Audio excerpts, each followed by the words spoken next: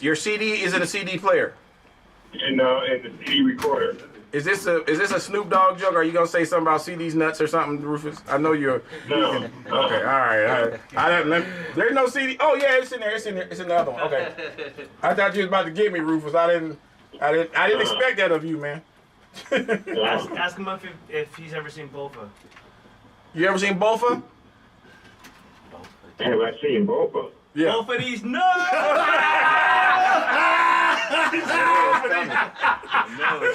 No. That's one of Carlos Mencia's dudes. Power 88, the People Station, the Bomb Squad is in the building. You know how we do it. This is what we do.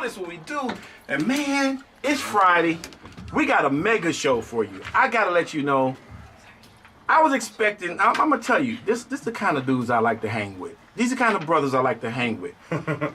Your interview is at 3:45, but you came to hang out with the Bomb Squad. See, that's what I'm talking about, bro. You came to hang out with the Bomb. You heard what was happening over here, didn't you? I heard. I just love that you guys call yourselves a bomb squad. We be blowing the spots up. I love that. I love it. You know there's somebody in America, and that's what's wrong with the black people. Why you gotta put bomb in your stuff? That's why we're afraid of you, because you're bombing places and you're fighting and you're anarchy and you're. I love this. I love this. This is happening. Yes. I thank you for bringing BOFA along with you. Both of these? Y'all know what's happening, y'all. We have been invaded by Carlos Mencia. He is in the building. He gonna hang out with us for a little bit and let us know about his show that's coming up this weekend. We got a plethora. A plethora? That's a new word. That's a plethora. What does that mean? A whole bunch. A We got a whole great show for you, man. It's going down. We gonna get real crunk about 5 o'clock, y'all. Oh. We gonna do the top 5 at 5 with my man from the dirty South, Little John. Why y'all didn't make no noise? It's gotta be Lil John. Yeah, It's gotta be Lil John, brother. Lil John. There you go. All right. You can't put a T in Lil John, dog. I'm proper. I went to private school. That's right. You do have an extensive vocabulary, my brother. You did it right. And I use plethora. You did use plethora. You did use plethora. We got some crazy. At this point, a plethora of times. I don't know what's getting ready to happen in the studio. I don't today. either, dog. Because this brother's on. He's lit. And I am lit. Like I said, this is the kind of show you want to be tuned in for. Yes. We This got is it. tickets to give away. We got good music. We got DJ Certified coming up in the next hour. I don't even know where to go, man. Carlos, You could go anywhere, brother. It's your show. you ready to do this with me? It's your world, baby. Let's do it. How about you put on some orange shorts in remembrance of all the Hooters girls that lost their jobs? That's what what I'm talking about. That's Later what on I'm talking today, about.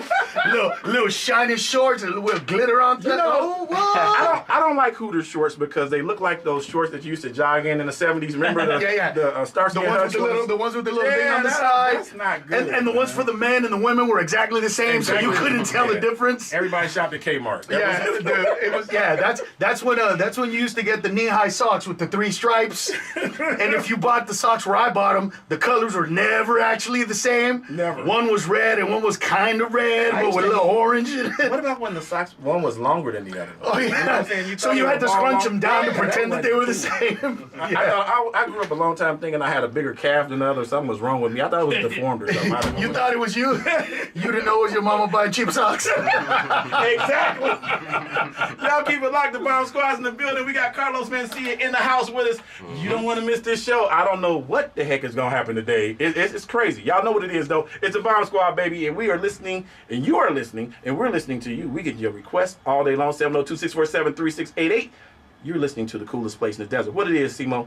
The People's Station. Power 88. Oh, yeah.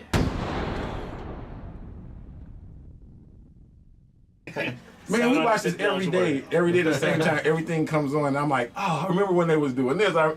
They showed the one with those shorts. He was jogging yeah, the track and still running. Him and his old friend were like, I can beat you, I can beat you. They showed that twice, like 1 week, and then they showed yesterday. The same one came on. This is crazy. But this kid, when I lived in Atlanta, she's a grown woman now, in college at Spelman. Oh, And I was like, right? I'm looking Rudy, at her. little Rudy. Guys like, oh, Rudy's fine. I'm like, dude, I can't do it. Oh, no. It's that little girl, man. I can't do it, man. I can't do it. That's wrong, man. She was I in a agree. music video, man. Half naked. She was in a music Hey, video turn- doing all these things. Open the door so I can tell Craig to come in. Mr. Knight. This is our general manager, gentleman, Mr. Craig Knight. How you doing, Cisco? Cisco. They want to shake your hand. They said, He's the one that looks like a pimp. Look at his face. Look at that face. You know it. Yeah. You gotta do one of the moves, brother. You can slide, baby.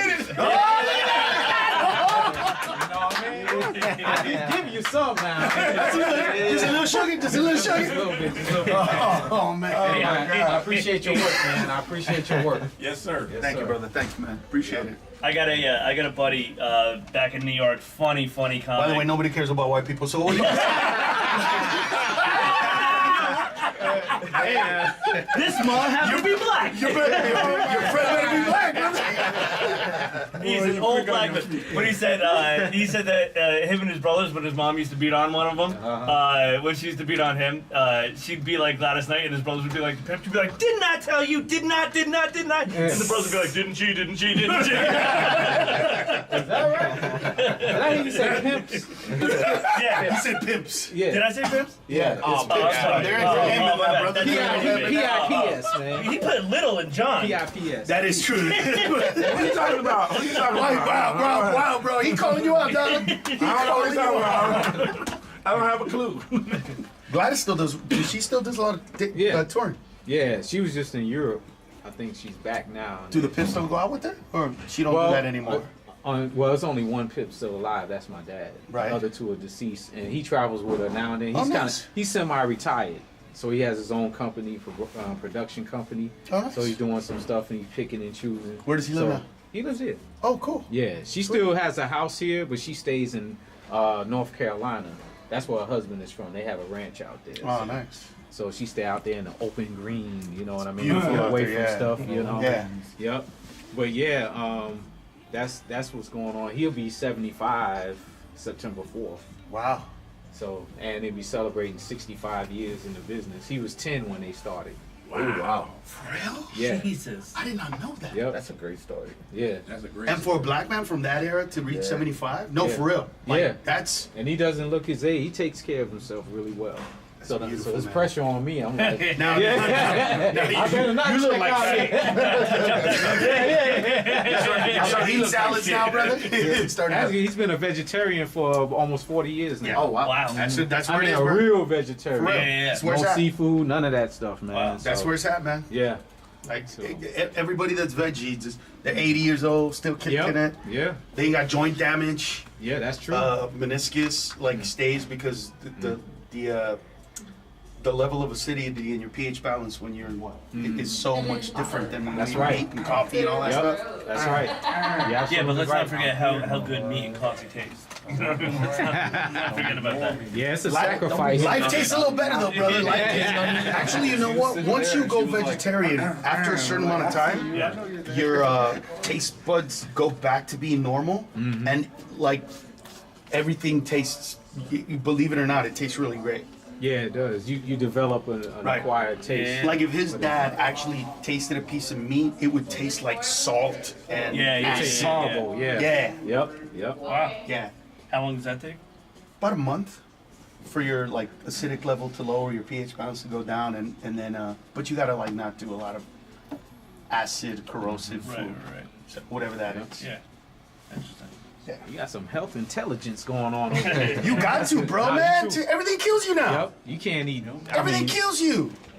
leaves and bark. I mean, before, right? Put some Before hot women, sauce on it. before like a woman or a man, you could get together. They wouldn't kill you. Right. You'd be bad. You'd go to the doctor. You get it fixed. Now, you'll die. You die Right? on the spot. Right. That's Yeah. what I'm saying. So Yeah. it's a whole. You got. Yeah, You yeah. got to, man. You have to be aware of what's going Yeah, you on, do. how to work out, not just working out. You know, everything. Everything. It's a different, man. It It's is. an information era, Yep.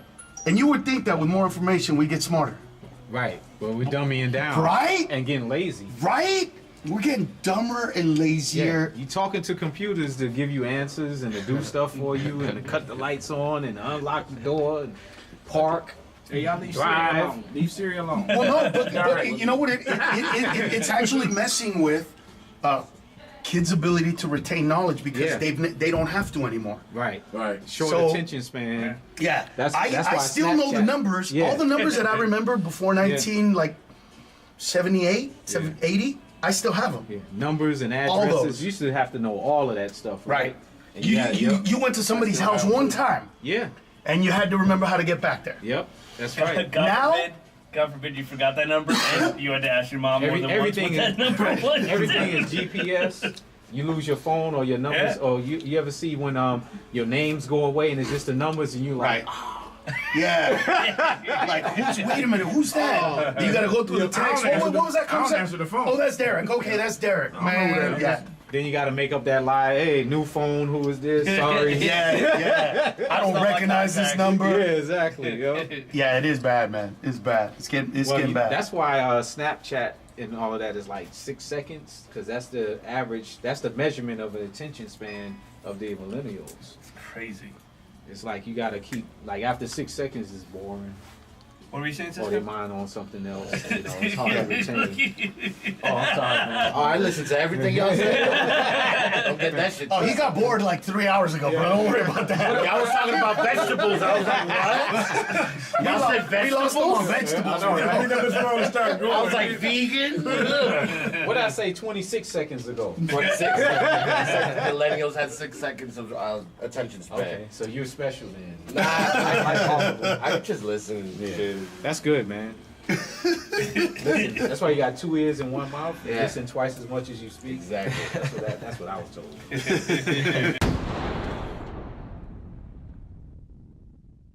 Bomb Squad's in the building, and it's going down, y'all. You know, it's a live studio right now. Yeah, it is. It's a live studio. Right. We got Carlos Mencia in the building with us, and he's hanging tight. Man, That's my brother. what's going on with you, man? How's things been?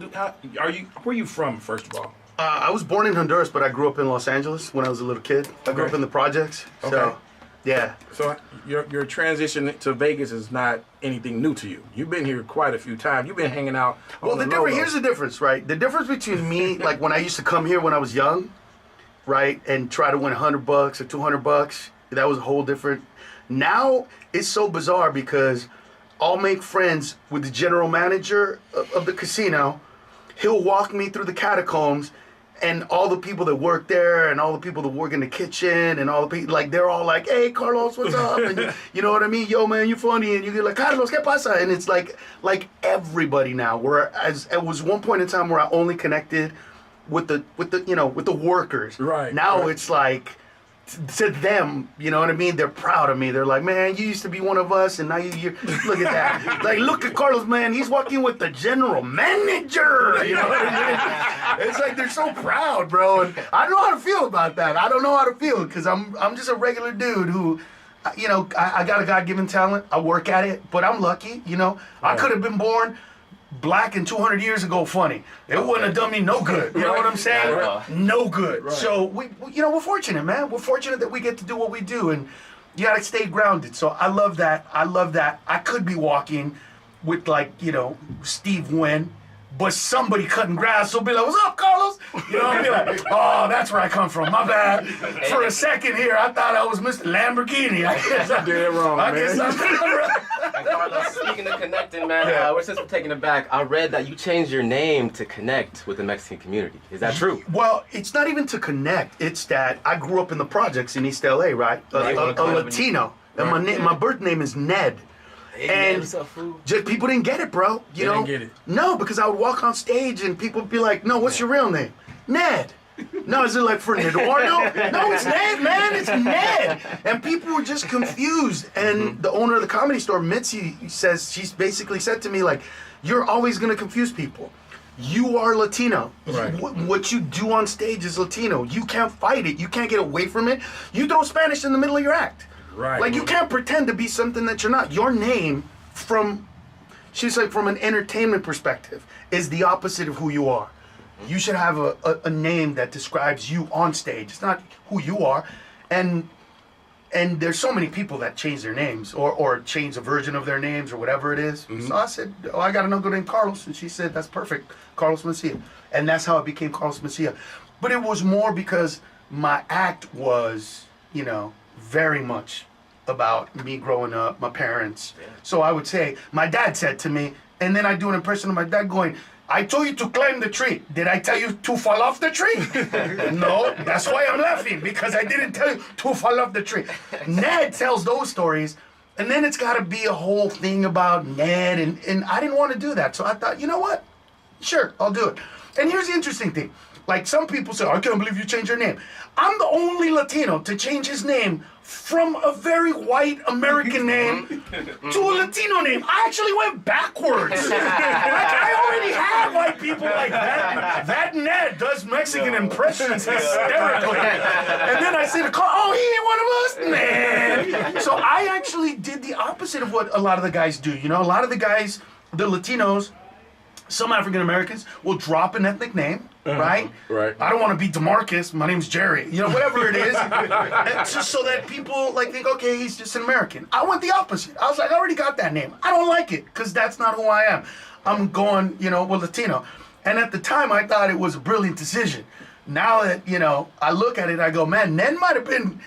Yeah, man, because today, you know what I mean? I could trigger a lot of white people in Henderson to go see Ned.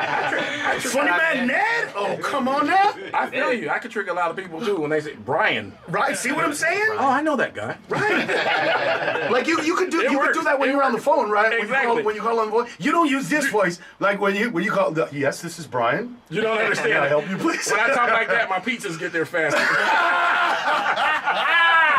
Every time I call DirecTV, bro, for a new receiver, it's Ned calling. Yes, this is Ned Mencia calling. My receiver. They're like, no, don't worry, Mr. Mencia. Wait, Ned Mencia. And it was on the bill, huh? Right. Hey, well, look, Carlos, we gonna take a break. We're gonna come back and talk to you some more about the show coming up this weekend, man. You got a big show coming up. Yep. And we want you to tell the people what they can expect. What's gonna go down, man? Okay, It's your world. That's well, let's do it. It's not the Bomb Squad, y'all. It's the Carlos Mencia. It's the Ned Mencia. It's a Ned. Y'all keep it locked. Y'all chilling with the Bomb Squad right here on Power 88. We'll be right back after these messages. Oh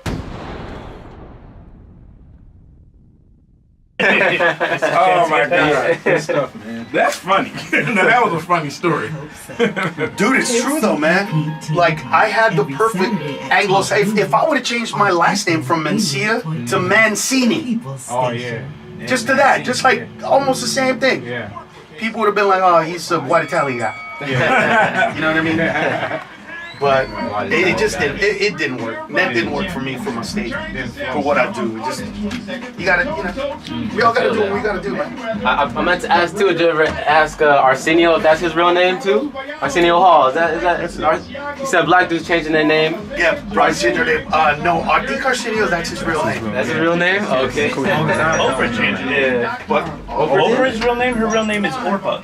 And she changed it to Oprah. She switched it to real? the R. Swear to God. I'm not.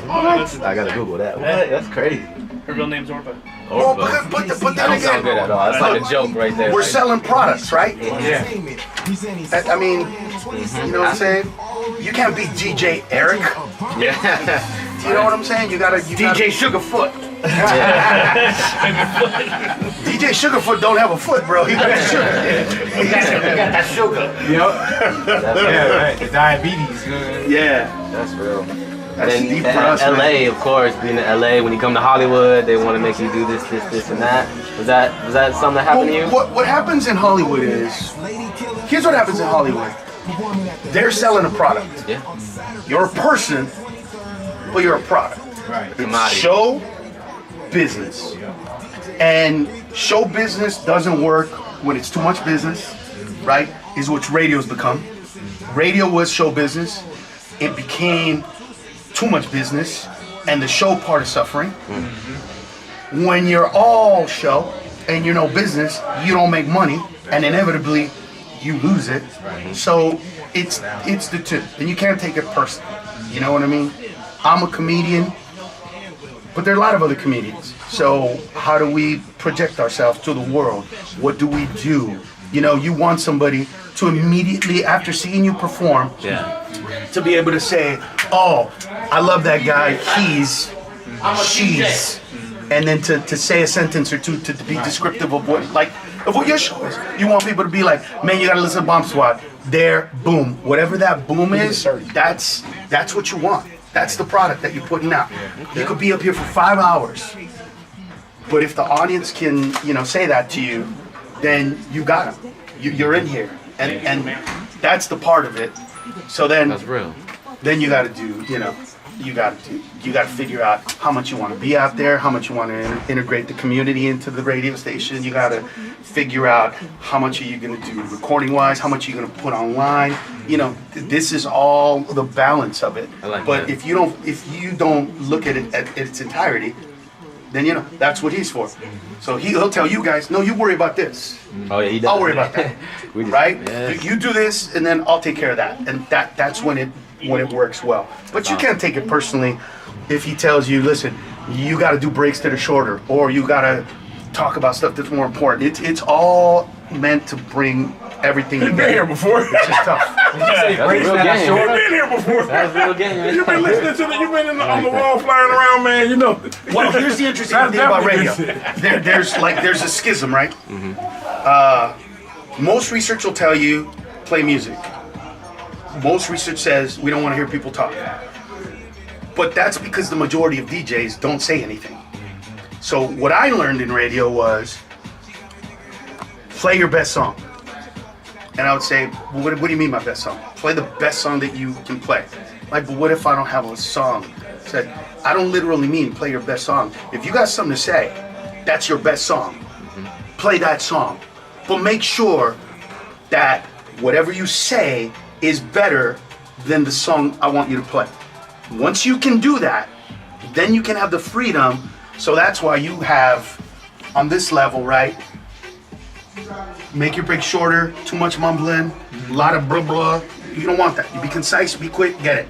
On the other hand, we're not gonna play any music whatsoever because what I have to say is so important that I know how to do that. But to get from here to here, bro, that's an eternity. Oh. That's no, for real. I mean, to do this and to become Howard Stern, Feel it. to become, all brothers that do it in the morning, it's to become Tom Joyner. It's just different. You just, and both are right, but all performers can't do both.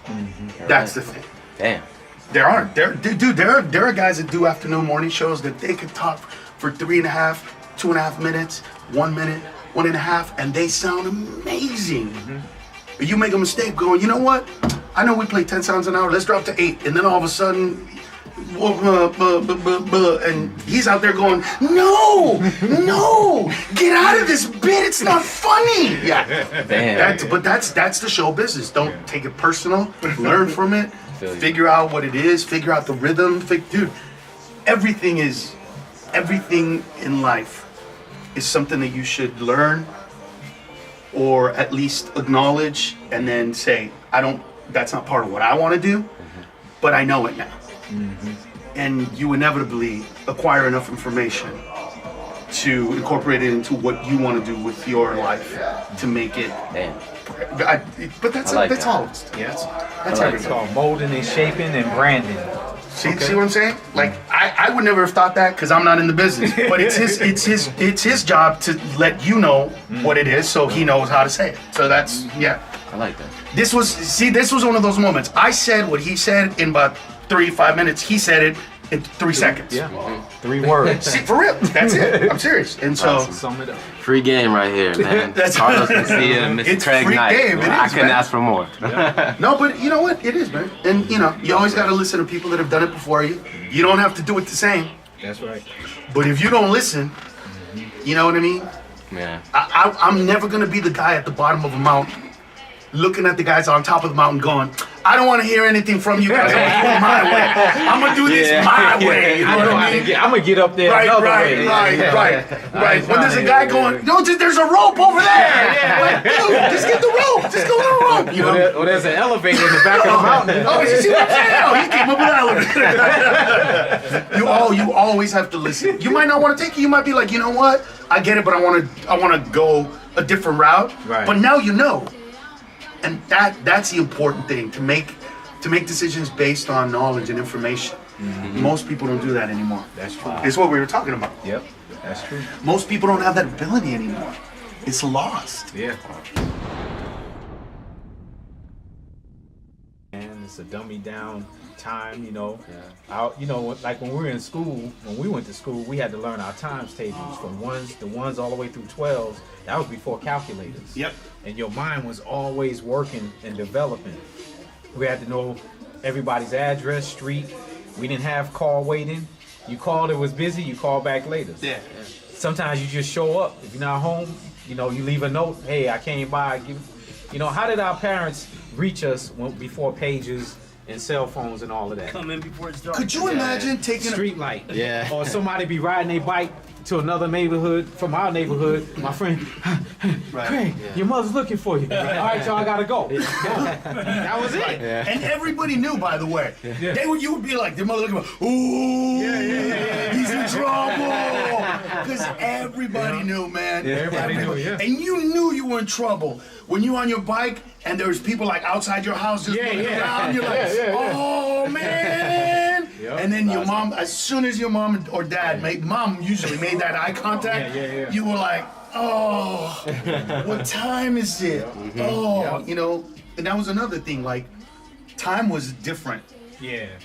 We would go outside and play. Oh, man. We lost track of time. Yeah. Nobody had a watch. Nope. No kids had a watch on them. No kids Nobody. had a phone on them. And you did so many things. We just in go a out day. there and play, man. How about Saturday morning? You eat your cereal, pajamas. Cartoons was on from like 5 in the morning to like 11. Yep. And then That Soul was Train it. came on the West Coast, man. Yeah. What? Then after that, you was in the streets all day. Yeah, brother. You was in the streets all day. Yeah. And we love daylight savings time. Yep. You know, when that came around, when long summer days. came around. Woo, man. Breaking into the community pool at night because it was closed. Jumping over the fence. Jumping over the fence, And then pretending you ain't there because the cops came by and the water looking to move, bro. Oh, man. Yo, It was 5-0. Right. And everything underneath. Yeah. And you would just see like stuff coming out. It was Fun though. But it made us a little more independent. Yeah, it did. I mean, I do a joke about how today's kids want to stay No more home headphones right now? Right. till they're The 25. headphones over there. Show me That's right crazy. one. My generation at 16, we were like, man, I can't wait to get out of this house. Yep. And my parents were like, well, Bye. go. Bye. Power 88 People Station. The Bomb Squad is in the building, and it's Mencia Radio. Stop. Going down right now. Let's see a time. It's happening, y'all, man. We are in the studio live. Carlos Mencia is here with us, having a great time, and we're learning so much about this brother. This brother is not only funny, knowledgeable. I'm Mr. Philosophy. No, listen, this is one of my opening acts, and I just want y'all, because I told him one day we were going to be at a station with a lot of brothers, and we'd talk about this. This man, he was born here, but his parents are from Dominican Republic, and he did not know that he was black until recently. We can't interview him. Wait, okay. No, it's not that I didn't know I was black. I was suppressing it for a little bit, you know, and then I found out I was black, and I was like, you know what? I'll just embrace it now that Donald Trump's in office. Because then he can't deport me, so I could say his. It's very time to be black. I don't know when to take y'all seriously. Oh, no, brother, But he's no. saying this with a straight face. Brother, listen, he's from Miami, so we drove, like, there's a lot of black neighborhoods in Miami, so we drove by one of the black neighborhoods, and he was like, man, you know these people? I'm like, these people? I'm looking at him like, these people? What do you mean, Are you these serious? people? Yeah, I go, you know you're black, right? He's like, no, I'm Dominican. I'm like, but that doesn't stop you from being black. Oh, you my know God. you're, like, you know that you're African. You know you are, but you understand that, right? The boat stopped on the way. He didn't know, though. He did not know. No, it's not that I didn't know. Like, I knew I was black. I just didn't know I was like, yay. Like, I didn't know I was that kind of black. That's not, Wait. don't look at me like that's racist. Wait a Okay? minute. Like, I knew I was black. How old are you? I'm 31. And you found out when you were 20. I was like 24, 25, around there. It just all came. Did you? Let me ask you a couple questions. There's a couple questions I need to ask you. Do you like chicken? I love chicken. You black. That's just one question. Wait, first Everybody of all, loves chicken. he don't just like chicken. No, what do He you- loves whoa. like deep down south buttermilk, like fried chicken. Well, yeah. who like does it though? It's in your blood. I don't like watermelon. You don't like I watermelon? don't like watermelon. Okay, we can have your card back.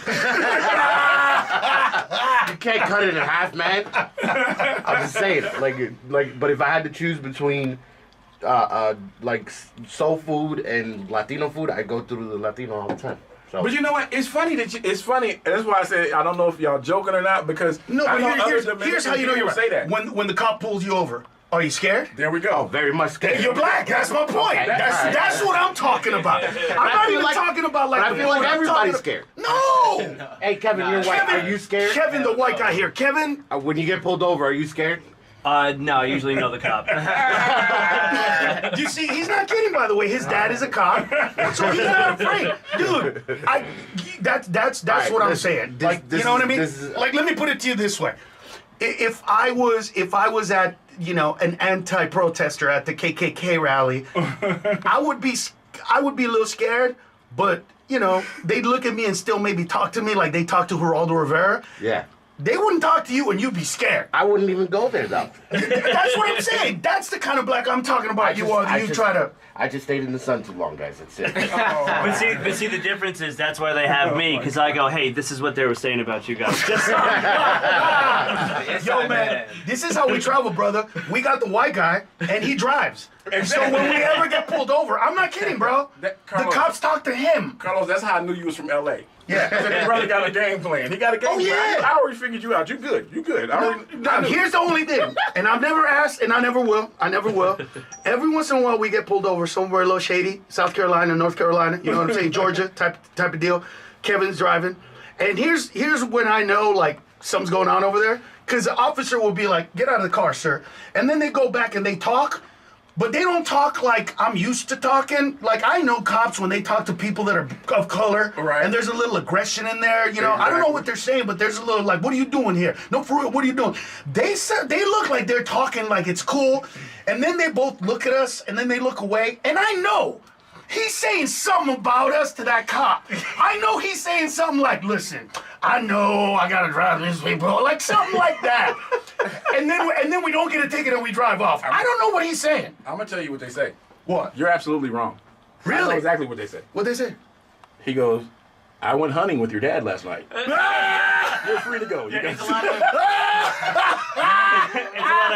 how's your mom doing? Good. How's your mom doing? And then Carlos looks, and we both wake and go, shh. Y'all keep it locked. We gonna pay some feelings. I'm cousin Felix. We're gonna take a break and come back with more Carlos Mencia right here on the Bomb Squad on Power 88. The People's Station. That's funny. Crazy. Man, we went to. That's funny because you're talking about down south, but I used to live in Atlanta, and it was a Jamaican guy. Man, we were like going about 120, trying to get to Miami from Atlanta, and it's That's a long haul. I've driven that. This dude, From Atlanta to Miami. this dude You drove from actually a Jamaica. little more than that, but Yeah. He's looking at you because you sleep. So we were like, it was about, it had to be like 20 deer in the middle of the highway. Oh, right? yeah. And the Jamaican guy goes, oh my God, look at those deer. And so right when he said deer, woo, and I was like, man, I told you to slow down. And everybody's screaming like, I told you to slow down, what the hell? And the cop comes up to the car, and this dude was so scared. He said, man, I don't know what to do. I see what they do. They're gonna kill us. We're going too fast, and we're in the flashy car. We're dead. He's panicking the whole time, right? This fool said. The cop came up to the car, so we all sitting there, we rolled all the windows down. And the cop said, hey, why you guys driving so fast? And the Jamaican guy goes, sir, we were trying to get away from the reindeer. The damn cop just fell out. He was like, a reindeer? He said, yeah, they were in the bin. He said, I saw deer back there, but reindeer, man. And we just everybody just busted out laughing. All the cops that came up, they were all laughing.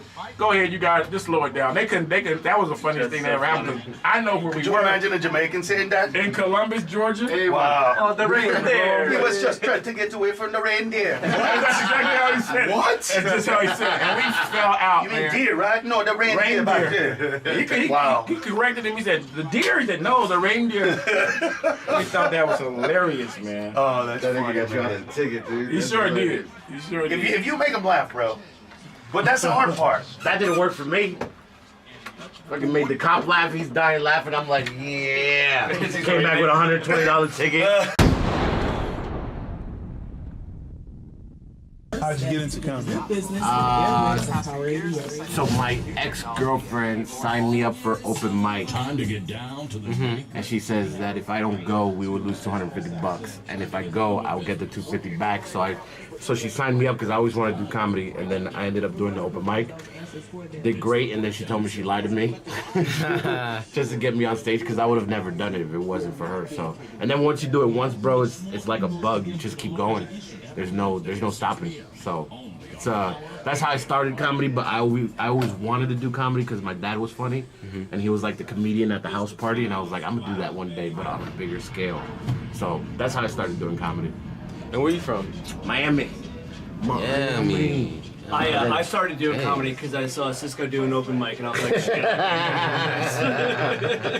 He was like, I'm way funnier than that. Did they say what your role was? Did they say what his role was? Yeah, I'm the host. I'm the MC. Okay. Yeah, so I go, Cisco goes, and then... Yeah, I'm the middle. Carlos is the closer. Most definitely. So how do you handle a heckler in the crowd? Who you wants to go first? don't want to do that. Yeah, You don't want to do that with this girl. I destroy some people, man. Like I make them feel like crap, or they get shut down, or whatever. Like I'm literally, because Carlos doesn't want to deal with hecklers, so I'm literally the guy where it's like either I have to shut them down hard, or they have to get kicked out. So. Yeah, I make them feel like crap. It doesn't, you know what though, like with the bigger shows, it doesn't happen a lot like that because they're all coming out to see him, so they're all like really excited. It's when you get to like real... It's when you get to those free shows that we're still at. Come see Cisco Duran, here's free tickets. I had a woman the other night, I was at this club in New York, I'm from New York, and I was talking about being engaged, and this woman was like, "Where's your ring?" Just out in the middle of it. And I was like, I'm a dude, so we don't do that. And she just kept going, and she kept like talking. I was like, "Do you think this is a conversation?" I was like, "This is a show." And I was like, "Would you go to Hamilton and just be like, hey, why do you have those shoes on?" I was like, "It doesn't happen." And then she kept going. I go, "All right, fine. Let's talk about you. Are you married?" And she was like, "No." I go, "Well, guess that's why you don't wear a ring." And then the whole club shut down. But that's like, you kind of got to turn it on them. You know what I mean? You kind of make it a part of the joke a little bit. They get their little attention, and then they usually shut up. But if they don't, then you gotta. Don't like that. How do you like the show? I'm Dying Up Here. Have you seen it? I recorded I like it. it. I recorded it. I need to watch it. It's a good drama. Yeah. I like the actual show of it. It doesn't focus that much on stand. Yeah. But I like the show of it. I don't like any shows about comedians. They're always too dark for me. Yeah. They're always like, show's because if too you dark. watch it, it's and you might. I look at it and I go, I can't believe we're like that, because we're like that. We're like that, yeah, we sure. really are like that. There's so many true things. Like there was one episode where he said, if another comedian makes it and there isn't a little part of you that hates him, you're not a real comedian. That's real. shit. That's true. That's real. That's a musician too. shit. It's a friendly competition thing. Yeah, I saw a dude on TV and I'm like, oh, that's awesome. Fuck that guy. It's true. That's true. That's very true. But with us, it's worse. Yeah. Because here's know why. why Because I said so. artists have to collaborate, right? So you can be a DJ, but you're gonna collaborate with somebody else. You could be a rapper, but you gotta have a producer. You know, there's always somebody that we don't need that. I don't need anybody. I could wake up every morning, be by myself, go on stage by myself, do my shows by myself. I don't need anybody. So that is even taken to another level because we're so focused on us, me. So when other people, but we're dark, man. We take dark stuff and make it funny. Light stuff is all, you know what I'm saying? Not the best of us, but you know, the priors of the world. I mean, think about it. If I told you that there's gonna be a guy who's gonna do so much blow and smoke so much crack, he's gonna light himself on fire, and then he's gonna do one of the best specials of all time, talking about how he lit himself on fire. You would say, no. But That happens. that's what happened. Like, that's what we do. That's who we are at our core. You know? Yeah, that's awesome. I mean, I remember watching that special when he was like, I know what y'all are doing, and he lit that match, and I went, there goes Richard Pryor. I was like, oh my God. Oh my God. That's just, funny as hell. but, right? Dude, that was crazy. That was. So do you as comics ever worry about like how Freddie Prinze said that I saw the movie. Yes. Where you can't hear them laugh anymore? Do you ever get to that point where you can't hear the audience, they're laughing, but you can't hear them laugh? That doesn't scare me, but I know that sometimes I feel that. sometimes I have to tell myself when I'm on stage, hey, appreciate this moment. Like really, be in it. Yeah. Like I know you've had moments like this before. I know you've got standing ovations. I know you, but dude, this is special. This moment is special. And I try to tell myself that every night because, yeah, once that gets old, then you need something else to replace the feeling you used to get. And that's when drugs come in. Yeah. And that's when negative behavior, you know what I mean? You doing things you don't want to do with people you don't want to be doing them with. That's when it goes crazy. But it goes to the point that you were making, that we want to feel that way and we don't anymore. So we're numb to it. Yeah, that's a scary place to be. I've been doing it for 30 years and I still haven't reached that place. But there are moments when I catch myself going, don't let yourself even attempt to feel that way. It's a scary place. You didn't used to get the laughs that you used to get before now? No. So are you starting to feel like if you don't get big laughs, they're not good enough? Yeah. I also heard. He could tell you. Fucking, we were doing the show in Connecticut, and like the openers were like, before he got up, like the openers were like, eh, and I'm like, oh my god, like I was in the back just like stressing, like this show's gonna be horrible, they're not gonna laugh, dude, you know, it's just like worried. And then I got like by the time he got up, you know, the crowd was great, and then when I got up and they were like roaring, laughing the whole time, I was like, all right, this. But is you know great. what it is? It's like anything else. When you get better, you don't settle for what you were doing previously. Yeah. So you want to keep going. So it's like if you're living in these laughs and then you start writing some real shit and you start getting these, and then something you write gets these, you go, drop that. No, I got to do better than that, and I got to keep pushing. But that's also, look, it's a healthy competitiveness. The whole industry is like that. The key is not to be envious. It's to be proactively competitive. Yeah. You got to see someone and Real have talk. them push you to want to do better without trying to be like, man, I fucking hate that dude. You know what I Real mean? talk. Like you gotta have Oh, this. see, but I can't do that. I hate that dude. I fucking hate that dude. Yo, he's been working with me for years. If I get a TV show tomorrow, he gonna hate me just a little bit too. Fuck that guy. You better put me on. I'll put him on the show. He'll still hate me. He'll be on the show going, this should be my show. My competitiveness is with people that were on my level or I grew up with, you know, like there's a few comics from Miami that like blew up, and not blew up, but like the guy from America's Got Talent, Preacher Lawson. Yeah. He did competitions to get like that. He's from Florida, so I did competitions with him. Where you won? Yeah, where I won. Where he did not win and he bombed and he ate it, and now this motherfucker is on YouTube with like, no, I'm just joking. He's great guy. Angry. No, he's a That was real. Yo, that was real. That was a real moment. That was a real comedy moment. Just say, he gonna pull it back like, don't No, fall but for did you that. hear what he said, Yes, though? yes. He said YouTube. Yeah. No, He did say YouTube. But he's killing it, man. I'm happy for him, but at the same time, I'm jealous. Where it's like, fuck, man, I could have done that, but I have to realize that's not my comedy. My comedy's not for America's Got Talent. I want to talk to you about your growing up in LA, how that formed you into who you are, and how much of your comedy came out of your, you know, where you grew up and stuff like that. The show, Right. the showcase. Talk about that. What's okay? Doing a show at Orleans. Yes, Oh, sir. yeah. So is this That's why the is this your last time going in? You want to make this be your last Millennial time? has to remember. I don't know. You tell me. He's the one. Set up and stuff. You're the road manager, dude. You're the one that knows times. If we get there late, it's on you. If we don't, it's on me. You got some soul food coming. Hey. You ain't tricking me with that shit.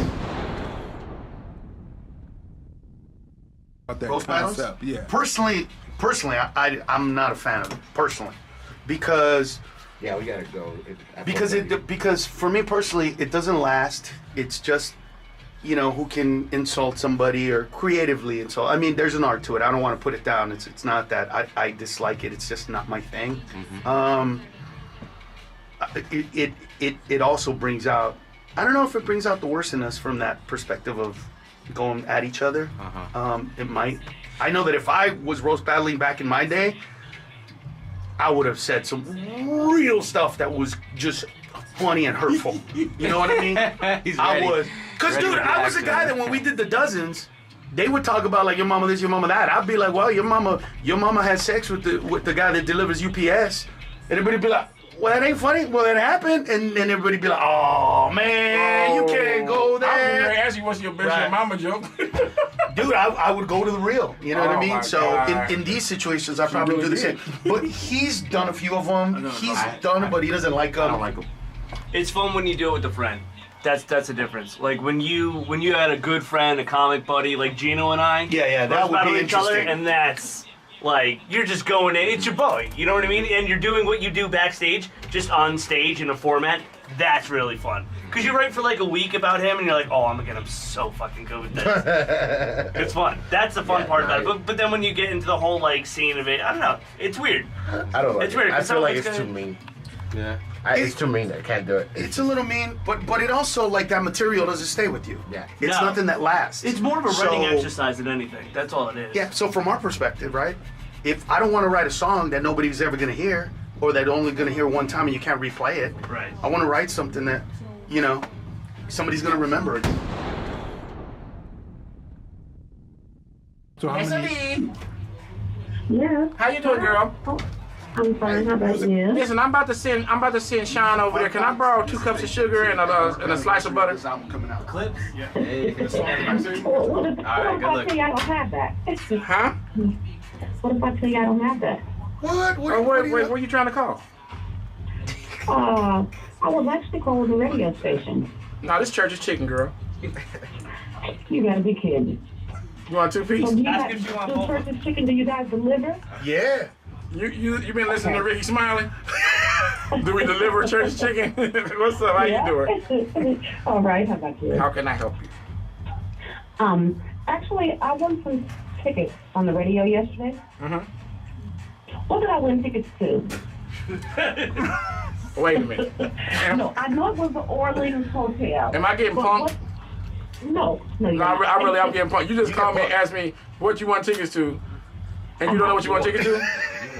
No, I know I won tickets for the Orleans Hotel. Okay, so What's the name of it? possibly you could have won tickets to Carlos Mencia's show.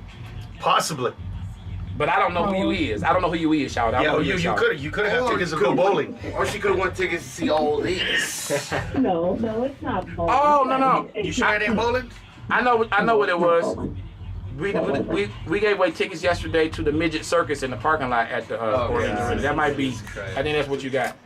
And they're going to be on motorcycles. No, that's not what I got. Okay. That's what you got. And it wasn't Carlos Mencia either. I think it is Carlos Mencia. I think that's Yeah, we got any more tickets to Carlos? Here's the bad thing: if you did not do it, the office is closed, so you can't pick the tickets up now. But I think with the Carlos Mencia tickets, that your name will be at the. Did they tell you to be at the will call? Right. Okay, yeah, it was Carlos Mencia. It was Carlos Mencia. Okay, thank you very much. Wait! I'm gonna tell you something. I got news for you. Hold on, Shawty. Okay. Come on, I'm introduce you to somebody, Shawty. His black comes out. You ready? Okay. Are you ready? Quick, right? Check this out right here. Ain't nobody gonna be at the concert tomorrow. Nobody's gonna be in the building that's gonna be able to say they did what you did. You ready for this? Okay, I'm ready. I introduce you to Mr. Carlos Mencia. Hey, beautiful. How are you? Oh, I'm fine. How about you? I'm good. So you wanted a 2-piece? Where do you live so I can take that to your house? I do. I want a 2-piece. He wants a 2-piece. Oh, I'll give her a 2-piece.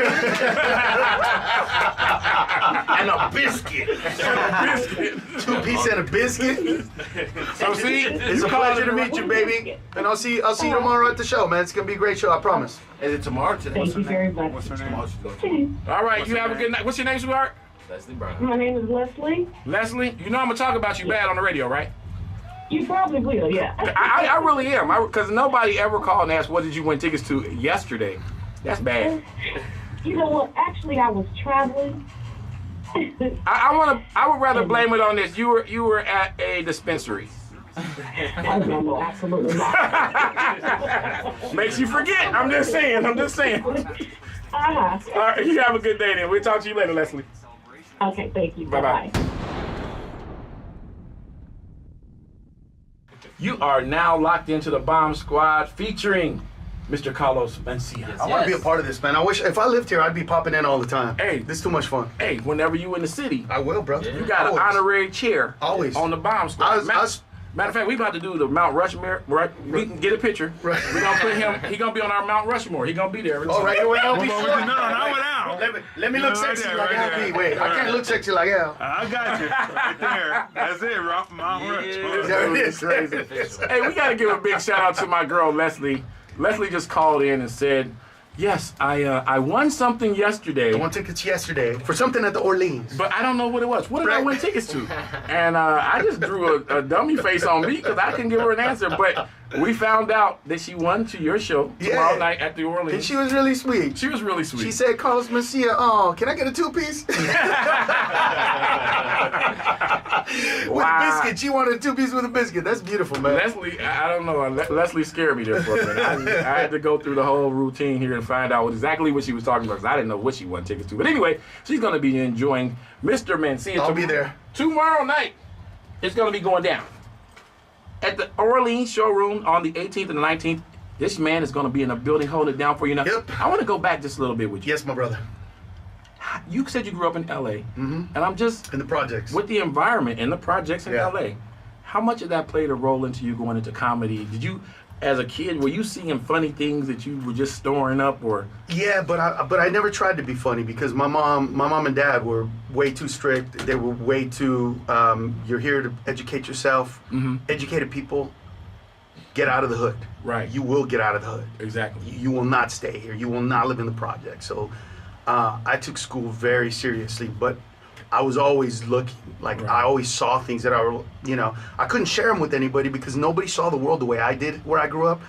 They just didn't see it the way I did. I would see things and go, "Can you believe that?" And be like, "I don't get it." They didn't understand it, but it was always there. Right. And when I graduated from college, that's kind of when my friends were like, "Dude, you're really funny." But I met different friends, you know what I mean? Right. And they were like, "The way you think is funny. The way you say it is funny." And I was like, I'm mad. I'm like mad at what I'm talking about. This isn't funny to me. Right. This is stupid. And they were like, "You don't understand. When you say that, it's funny." And then I discovered the stage, which is a place where I can be the guy that I've always wanted to be, the guy that my mom never let me be. Because my mom would always see like we would have family reunions, and I would see like the one family member that I wanted to say something about, and my mom would look at me and be like, "You better not say that. You better not say it." I know what you're talking I about. look at my mom like, "What? Whatever you can't say it here, you can't say it now." That was her thing. Not here, not now. And when I found the stage, I found the place where she couldn't say that to me. Right, My mom right. can't say not here, not now. No, here, this night, and this stage. Yeah, this is the right place to say this. Let me talk about my Uncle Joseph. Like, it was that. And that's when I discovered that moment, that thing that I love to do. And dude, it's been 30 years, man. It's just gone higher and higher and higher. It never tapers off. It never gets old. I never ever go on stage and think to myself or feel like, "Ugh, I don't want to do this show." And then, there've been times when I'm tired or I'm exhausted or I can't do it or something. I broke my foot, right? My right foot. 43 minutes before a show. Broke my right foot and severely twisted my left ankle where I tore my ligaments. 43 minutes before a show. You went on stage. I did the show. That's awesome. I did the. You were there. He was there. He was there. I did it. True artist. I have never sat down to do a show except for that night. I could not. I walked off stage. It was the longest ovation ever because it was so slow and people just felt so sorry. They're like, "Is he ever gonna walk off stage?" I've never seen anybody kill a show like he was up there for an hour and 45 minutes straight. Just sitting down, killing the show, having fun, dude. Like, And I walked off like, "Time to step, yeah. time to step, time to step." 45 minutes was him walking off the stage. Yeah, it was. 45 minutes with people going, "Can we leave? Are we being rude if we let him walk away? What's going on?" But people, I love it. I people love it. appreciate you for doing stuff like that because I think sometimes people look at celebrities and they feel like they're superhuman. You better show up because I paid. Sure. But you guys get hurt like everybody else. Yeah. Entertainers get hurt, they get sick, and things happen, and it disappoints people. But for you to get on stage, man, that shows you. So listen, I'll tell you a real quick story so people get it, right? So there used to be a time, it doesn't happen anymore, but about 15, 20 years ago, where if you went to LA and you got on any freeway and you got off, there's a Mexican dude selling oranges on an off-ramp, right? That was like a thing back in the day. My grandmother died a few hours before I had a show. And I went on stage and I shed a tear and I said, I just want you to know my grandmother just died. And people saw my face that it was real. And then I said, man, she got hit by a driver selling oranges on the side of the freeway. And people just went nuts. And then everybody laughed and went, no, but for real, she really did die. I'm not kidding. Like, she really did die. No one can take it seriously, dude. But that moment where they laughed brought me joy. Right. You know what I mean? Right. It made me feel, because my grandmother would have laughed at that. Right. My grandmother would have thought that was funny. Wow. But that's what we do, you know, because I can't cancel on those people. I mean, I can, and they'd understand it, but you know, you got to deliver, man. You're the man. You got to bring the mail. So let's talk about the beginning of the Carlos Mencia career, man. I hear a lot of comedians say that it was very hard. There's a struggle. The show money is not like the actor money or like the one-hit wonder musician money. What was the struggle like at the beginning of the Carlos Mencia when the gigs came rolling in? Tell me a funny, crazy story about the struggle. How about this? I'll do you one better, bro. This guy's been opening for me. He's been open for me for a long time. I don't pay him well. Yeah. I'm gonna be real. I don't pay him well because my thing is, if you come on the road with me, this is a paid internship. I'm gonna take you out of whatever little tiny town you're from, where you tell jokes about your local stuff that ain't that funny. Where you don't know you're black. Yes, where you don't know you're black. Exactly. Where you're black and you don't know you're black. And I'm gonna bring you to parts of the country that are gonna make you better. Like I remember when I took him the first time in Birmingham, Alabama. Oh no, not the that first part. 4 shows. Oh my God. Yo, it was. I mean, if you ever painful. Yo, like it no was just laughs, quiet. nothing. It was quiet. Like I was crying. And he was doing his best though. I'm up there like, come on, let's do it. Yeah. Nothing. He's in Birmingham, Alabama. Going, you know when you talk to a Cuban and you ask them for directions and they're like, mira, tu sigo acá, and they're like, what the hell is this fat black man talking about? You don't get nothing you're saying. Nothing. They didn't get any of it. Dude, not even a giggle, bro. I'll tell you about Alabama off the air, okay? It's a different country. Dude. Oh, we've been there, bro. We know. We're going to Huntsville next week. Alabama. I'm good now. Good luck. 4 years ago? Nah, dude. Like I literally I was so cocky because like we went to like North Carolina, Chicago, New York, went to Miami, and then we went to, and I was just so cocky. I was like, dude, I've been killing it these last 5 weeks. And he goes, hey, bro, this is a different animal. I go, bro, have you not seen what I've been doing everywhere? He goes, all right, dude, 4 shows. He didn't even tell me anything till 4 shows in. He was like, all right, bro, this is what you need to change. Because I was gonna tell you when I see that's young blood right there. When I said this is a different animal, all he had to do was say, what do you mean? Yeah, and I would have said to him, listen, these people are like this and this and that. When you do this joke, they're gonna think like that. So don't do that joke. Do this joke. They'll identify with that. I would have told him everything. But he was like, oh, what? You gonna tell me what to do? I was like, you haven't seen what I've been doing. Okay, young blood. Okay. Both of you. What can you're in Las Vegas today? Yeah. What is Las Vegas in store for this weekend? Tell us what's going to go down at the Orleans.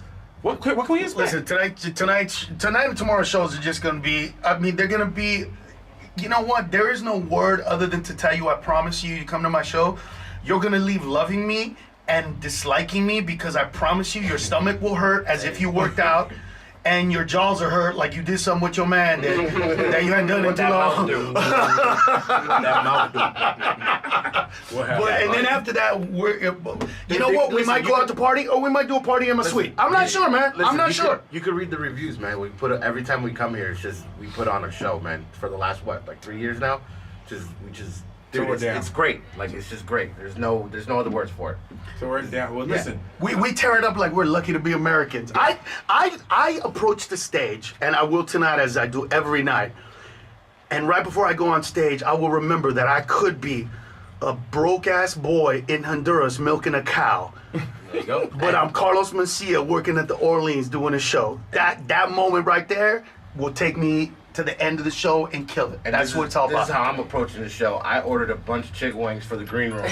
So I'm going to have a lot of chicken wings and then perform and go back and eat the rest of the chicken wings. I'm going to tell you right now, my take on the show is, we ain't worried about Carlos. I'm coming to hang with you. You want them chicken wings?